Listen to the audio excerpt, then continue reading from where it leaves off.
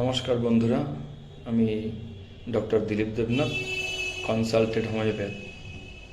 বর্তমানে একটা মানুষের মধ্যে ভ্রান্ত ধারণা আছে যে অনেকেই ভাবে যে আমি অ্যালোপ্যাথি ওষুধ খাচ্ছি, অ্যালোপ্যাথি ওষুধের সাথে হোমিওপ্যাথি ওষুধ খাওয়া যাবে না, বা খেলে সাইড ইফেক্ট হবে, বা কোনো ওষুধই কাজ করবে না, বা আমি হোমিওপ্যাথি ওষুধ খাচ্ছি, হোমিওপ্যাথি ওষুধের সাথে অ্যালোপ্যাথি ওষুধ খাওয়া যাবে না, খেলে আমার নানান প্রবলেম হতে পারে, সাইড ইফেক্ট হতে পারে। এই ধারণাটা বহু মানুষের মধ্যে এখনও আছে।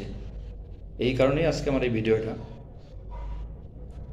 আমি বলতে চাই, হোমিওপ্যাথি ওষুধ আমরা যখন জীবের মধ্যে দিই তখন এটা নার্ভাস সিস্টেমের উপর কাজ করে, আর অ্যালোপ্যাথি ওষুধ যখন আমরা খাই, এইটা খাওয়ার পরে যা ট্যাবলেট হোক বা ক্যাপসুল হোক আমরা যখন খাই, এটা আমাদের স্টোমাকের মধ্যে যায়, তখন এটা আমাদের ডাইজেস্টিভ সিস্টেমের উপর কাজ করে। ওষুধটা দুটো ওষুধ দুভাবে কাজ করে, এতে কোনো ওষুধের কোনো সমস্যা হয় না, পেশেন্টের কোনো সমস্যা হয় না, দুটো দুইভাবে কাজ করতে থাকে।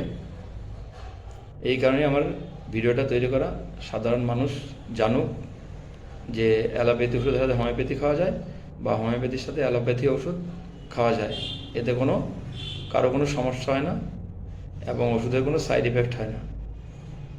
এই ভিডিওটা যদি ভালো লাগে, লাইক, কমেন্ট এবং শেয়ার করবেন। নমস্কার।